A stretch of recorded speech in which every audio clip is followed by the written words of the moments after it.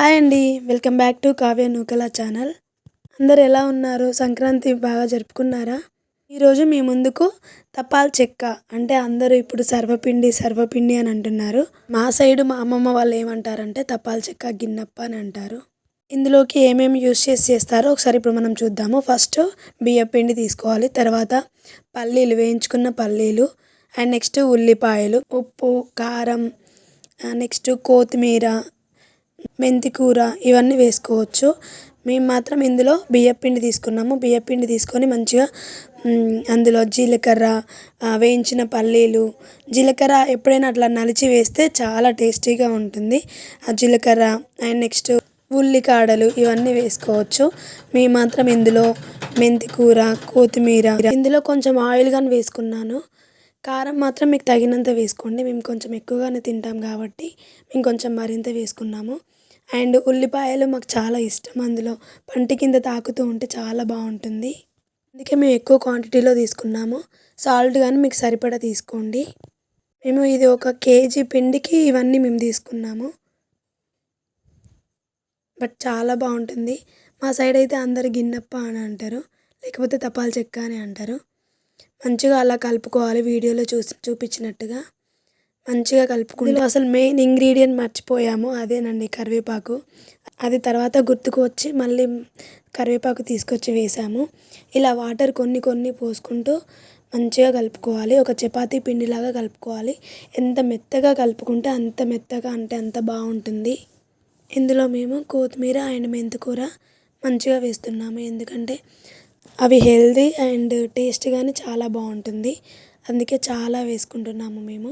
ఇంకా మీరు కావాలి అనుకుంటే పచ్చిమిరపకాయలు, ఉల్లికాడలు, అలా మీకు ఏమి వేసుకోవాలనిపిస్తే అవి వేసుకోవచ్చు. ఇందులో లాస్ట్కి మాత్రం కరివేపాకు వేసాము మేము. ఇలా మంచిగా కలుపుకోవాలి. ఎంత బాగా మిక్స్ అవుతే అంత టేస్ట్ ఉంటుంది. ఇట్లా కొన్ని కొన్ని వాటర్ చల్లుకుంటూ మంచిగా మిక్స్ చేసుకోవాలి. ఎంత బాగా మిక్స్ చేసుకుంటే అంత స్మూత్గా వస్తుంది అండ్ తినడానికి కానీ చాలా బాగుంటుంది. అన్నీ ఒకసారి మిక్స్ అయ్యా లేదా అనేది మళ్ళీ ఒకసారి టేస్ట్ చూడాలి. అలా టేస్ట్ చూడడం వల్ల ఒకవేళ ఉప్పు లేకపోతే కారం సరిపోకుండా మళ్ళీ వేసుకోవచ్చు. ఇదిగో కరివేపాకు మర్చిపోయామని చెప్పాం కదా, ఇగో ఇప్పుడు వేసాము కరివేపాకు. చూడ్డానికి మాత్రం చాలా కలర్ఫుల్గా ఉంది. ఇలాంటి ఒక కడాయి తీసుకోవాలి. మేము మాత్రం 4 తీసుకున్నాము. 2 కడాయిలు, 2 గిన్నెలు లాంటివి తీసుకున్నాము. ఎందుకంటే స్పీడ్గా అయిపోతుంది. ఒక్కొక్కటి అంటే చాలా టైం పడుతుంది. ఇలా చూపించినట్టుగా కొంచెం కొంచెం పిండి తీసుకొని అందులో ఆయిల్ మాత్రం చాలా పడుతుంది. మాకు మాత్రం ఒక 1/2 కేజీ వరకు పట్టింది. అలా మెత్తగా మంచిగా ఒక ముద్ద లాంటివి తీసుకొని అది కడాయిలో వేసి అలా చూపించినట్టుగా చేత్తోని మంచిగా అదుముకోవాలి. ఎంత పలచగా అదుముకుంటే అప్ప అనేది అంత చాలా బాగుంటుంది. ఒకసారి వీడియోలో మీరు కానీ మంచిగా చూడండి. అలా చేయితో కొంచెం ఆయిల్ మాత్రం ఎక్కువ క్వాంటిటీనే పడుతుందండి. అలా అట్లా చేతితో తడుముకుంటూ మంచిగా ఈవెన్గా స్ప్రెడ్ చేసుకోవాలి కడాయి చుట్టూతా.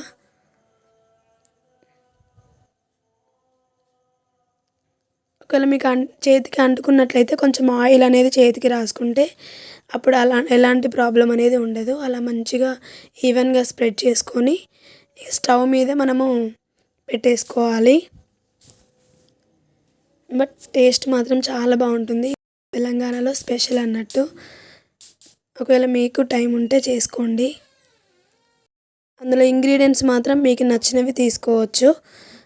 ఇవే వేసుకోవాలి అవే వేసుకోవాలని మ్యాండేటరీ అయితే ఏమీ లేదు.